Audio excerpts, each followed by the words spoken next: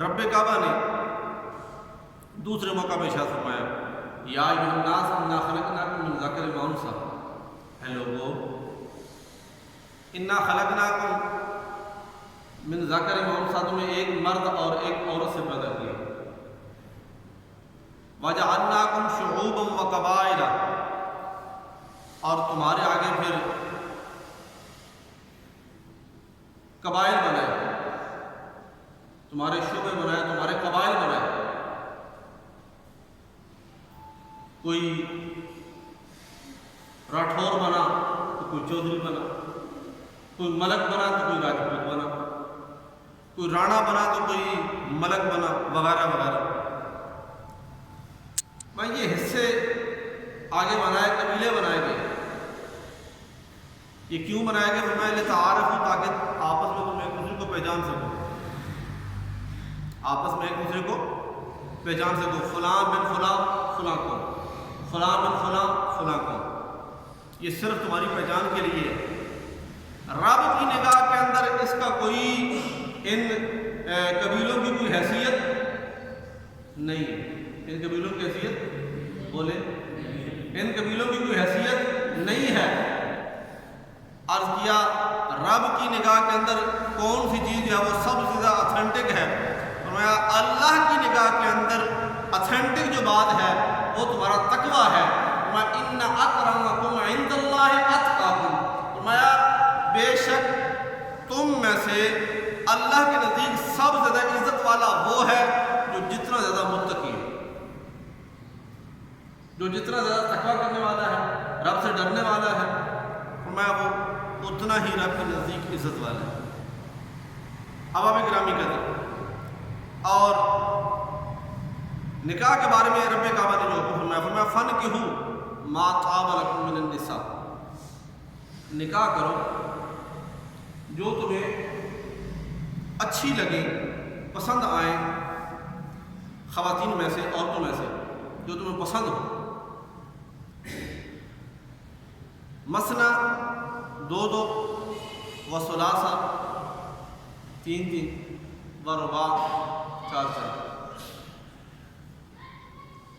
فَانْكِحُوا مَا طَابَ لَكُم مِّنَ النِّسَاءِ مَثْنَىٰ وَثُلَاثَ وَرُبَاعَ، دو دو بھی کر سکتے ہو، تین تین بھی کر سکتے ہو، چار چار بھی کر سکتے ہو۔ آگے ایک حد لگائی، ایک حکم لفظ شرط کے ساتھ رکھا، فَإِنْ خِفْتُمْ أَلَّا تَعْدِلُوا، اگر تمہیں خوف ہو کہ لا تعدلوا، کہ تم انصاف نہیں کر سکو گے، عدل نہیں کر سکو گے اپنی عورتوں کے درمیان، اپنی عورتوں کے درمیان، اپنی خواتین کے درمیان عدل انصاف نہیں کر سکو گے، تو فرمایا پھر کیا ہے؟ فواحدہ، پھر صرف ایک، پھر صرف بولے۔ ہم یہ فواحدہ کی کیٹیگری میں آتے ہیں۔ قرآن نے 4 شادیوں کی اجازت دی ہے، ایک وقت میں 4 شادیاں کی جا سکتی ہیں، 4 ازواج اپنے نکاح میں رکھی جا سکتی ہیں۔ 4 سے اوپر کوئی جائے گا تو وہ شریعت کی حد توڑنے والا ہوگا، وہ شریعت کا باغی ہوگا۔ ایک کو طلاق دے دیتا ہے تو پھر اور کر سکتا ہے، ایک فوت ہو جاتی ہے تو آگے کر سکتا ہے۔ ایک وقت میں 4 شادیاں کی جا سکتی ہیں، لیکن آگے اللہ پاک کا حسن کلام دیکھیں اور سمجھانے کا ایک اچھا انداز دیکھیں، قرآن کا اعجاز دیکھیں۔ فرمایا فَإِنْ خِفْتُمْ أَلَّا تَعْدِلُوا، اگر تمہیں خوف ہو، ڈر ہو، اس بات کا خوف کرو کہ تم عدل نہیں کر سکو گے، انصاف نہیں کر سکو گے، تو فرمایا پھر 2 کا چکر کوئی نہیں ہے، پھر 3 کا بھی کوئی نہیں ہے، 4 کا بھی کوئی نہیں ہے۔ کیا ہے؟ فرمایا فواحد، صرف ایک۔ کیونکہ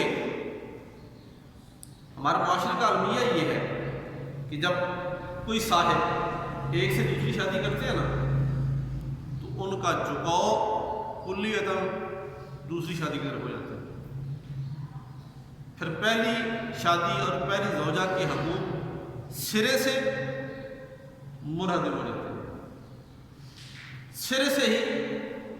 اور اگر ہے بھی تو 75% آگے ہے، 25% پیچھے ہے۔ برابری نہیں ہے.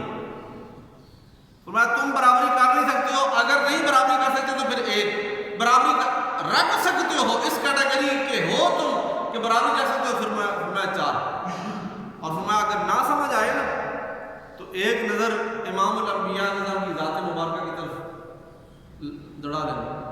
اللہ پاک نے امام الانبیاء صلی اللہ علیہ وسلم کو جو خصوصیات فرمائی ہیں نا, جو خصوصی اخص الخاص آپ کی خصوصیات تھی, جس کے اندر امت شریک نہیں ہے, جس کے اندر امت کو اجازت نہیں ہے, ان خصوصیات میں سے ایک خصوصیت آپ کی زیادہ ازواج کے ساتھ نکاح کرنا بھی ہے. آپ علیہ السلام کی ازواج مطہرات 11 ہیں, جانتے ہیں کتنی ہے؟ 11.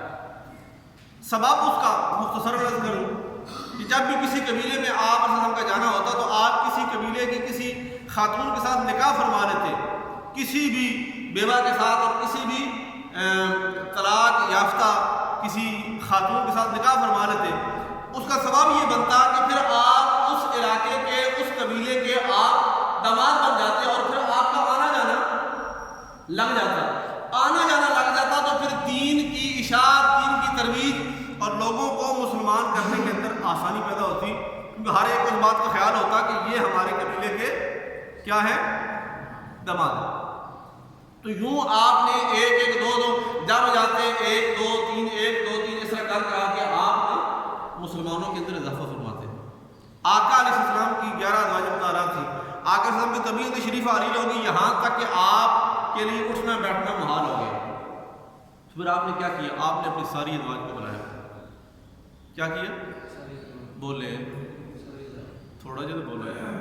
اپنی ساری ازواج کو بلایا, ساری ازواج کو بلایا, بلا کے پاس بٹھایا اور کہا کہ اگر تم اجازت دو, اب میری طبیعت اتنا ساتھ نہیں دیتی, اگر تمہاری اجازت ہو جائے اب میں تم سب کے حجروں میں نہیں آ سکتا, اب میں اللہ کا نبی تم سب کے حجروں میں نہیں آ سکتا, اگر تم اجازت دے دو تو میں اب سیدہ عائشہ کے حجرے کے اندر ہی آرام کر لوں, کیونکہ مجھ سے اٹھا نہیں جاتا. جب بھی اٹھنا ہوتا ہے تو کوئی مجھے پکڑ کے اٹھاتا ہے, تو اگر تم اجازت دے دو تو میں اب باقی کا ٹائم یہی پہ گزار لوں. ساری ازواج مطہرات نے متفقہ طور پر اجازت دی اور ہاتھ باندھ کے عرض کیا, یا رسول اللہ ہم آپ کو تکلیف کا تعان نہیں دینے جاتی, آپ ادھر ہی آرام فرما ہو جائیں. تو اس کے بعد آقا علیہ السلام نے کیا کیا, پھر آپ نے اپنا بقیہ جو ٹائم تھا وہ بیماری کی کیفیت میں سارا اماں عائشہ, ہماری اماں عائشہ رضی اللہ تعالی عنہا کے حجرہ کے اندر آپ نے کیا فرمایا, اور وہیں پہ آپ نے پردہ ظاہری فرمایا. اور حضرت اماں عائشہ صدیقہ رضی اللہ تعالی